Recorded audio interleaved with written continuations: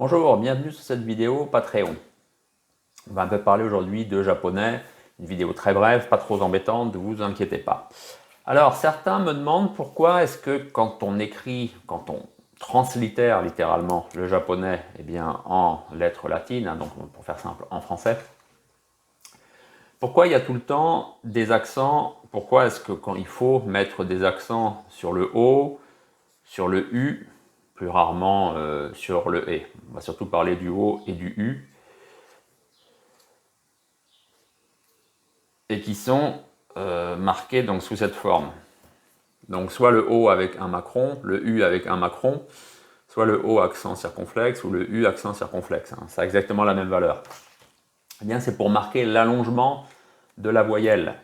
Parce que vous voyez, en japonais, comme beaucoup de langues, en japonais, on distingue les voyelles courtes des voyelles longues. Donc il y a des mots, selon que la voyelle soit courte ou selon que la voyelle soit longue, le mot est totalement différent. Alors pour ce faire, on va prendre un exemple bien pas trop compliqué et commun. Par exemple, c'est ce caractère. Ce caractère en japonais, c'est O. Alors vous avez entendu, j'ai dit O. J'ai pas dit O, j'ai dit O. En okinawanais, en plus, on a un peu tendance à allonger vraiment à marquer comme en vieux japonais. En japonais, quand c'était comme ça, une syllabe longue, en fait, c'était deux syllabes, donc c'était O. Pour ça, souvent, vous m'entendez quand je parle en japonais, quand je vous cite des noms, des mots en japonais. J'exagère beaucoup parce que bon, je suis un peu habitué à l'okinawanais et c'est aussi pour que, comme ça, votre oreille imprime bien qu'il y a quelque chose qui est long. Par exemple, je parle de motobuchoki, alors que normalement, on dirait tout simplement motobuchoki, mais sûrement pas motobuchoki. Là, non. Donc, revenons sur notre O. Donc, il y a un karatéka bien connu, un maître qui s'appelle comme ça, qui s'appelle avec le caractère de l'île, qui s'appelle Oshima. Donc, si vous dites tout simplement Oshima, eh bien, on pourrait en fait penser que vous parlez de ce caractère-là, puisque ce caractère-ci, lui, pour le coup, il se dit vraiment O. C'est petit. Alors que l'élève de Funakoshi, qui est actif aux États-Unis, donc notre Oshima Tsutomu, lui, forcément, c'est ce caractère-ci. Donc si vous transformez le nom, le caractère de son patronyme, le premier, si vous partez de ça et que vous mettez ça, ça va pas lui faire très plaisir, je pense. Et puis en plus, on ne sait plus de qui on parle, quoi. C'est comme si, je sais pas, on parle de quelqu'un en français qui s'appelle Monsieur Lafraise, et au final, on n'écrit plus que Monsieur Lafaize. Ah oui, c'est plus du tout la même personne, quoi. Enfin bref. Voilà, donc Oshima. Donc c'est long.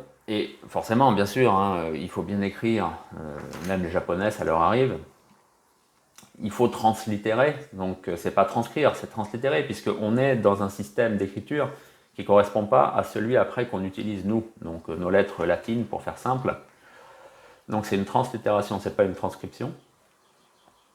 Pour translittérer et pour marquer donc qu'il y a comme ça en fait ça, O plus O, puisque ça revient exactement à ça, O plus O, comme c'est long, on utilise soit le macron, si vous êtes moderne, si vous arrivez à le trouver sur un clavier ou sur votre smartphone. Moi je suis la vieille école, malheureusement, je suis habitué à l'accent circonflexe qui était plus facile à trouver, alors qu'il n'y a pas la même, on va dire, la même justesse, puisqu'apparemment il faut employer le macron, c'est comme ça, c'est la norme. Mais mes habitudes étant celles des années 90, je suis plutôt jeune, j'ai moi l'accent circonflexe, mais ça a la même valeur. Ce qu'il faut, c'est marquer que, voilà. Donc lui, Oshima, comme il est allé aux États-Unis, c'est un usage qu'ont les japonais, certains, puisque le H en anglais a aussi une valeur comme ça de quelque chose qui dure. Lui, il écrit son nom comme ça, Tsutomu, comme ça, Oshima, Oshima, et non pas Oshima, c'est toujours pareil, c'est Oshima. Voilà, donc pensez donc au macron, bien sûr, on n'est pas forcément obligé de les mettre quand on est dans un titre, même en français, dans un titre, on ne met pas les accents, on ne met pas les signes comme ça diacritiques sur les voyelles en français, même aussi quand on écrit en capitale. Bien sûr, sur les passeports, ça y est pas non plus. Sur les cartes bancaires au Japon, ça y est pas non plus. C'est tout simplement écrit sans l'accent, le Macron. Et puis même les Japonais, des fois, ça leur plaît pas aussi qu'on mette comme ça des espèces de petits signes sur leur nom. Mais malheureusement, c'est comme ça qu'il faut faire. Sinon, après, on ne sait pas comment ça se prononce. Et après, les choses se perdent. Bien sûr, les Japonais, c'est toujours pareil. Ils s'en moquent. Les Japonais, un Japonais verra toujours ça quand il parlera de Oshima-san. Il ne verra pas, nous, comment est-ce qu'on écrit voilà, S-H-M. Bref. C'est quelque chose d'étranger, c'est quelque chose qui n'est pas à eux. Donc en fait, ils n'en ont rien à faire. S'ils ne le mettent pas, s'ils ne l'indiquent pas, il n'y a pas un problème. Surtout, je vous dis, ça leur plaît pas trop de rajouter des trucs dessus. Voilà, merci de m'avoir suivi. N'oubliez pas, vous pouvez me retrouver sur Patreon. Si cette vidéo vous a plu, eh bien, donnez-lui, faites-le savoir à YouTube. Donc, il faut mettre le pouce en l'air. Hein. Avant, c'était pouce bleu, maintenant, c'est pouce en l'air.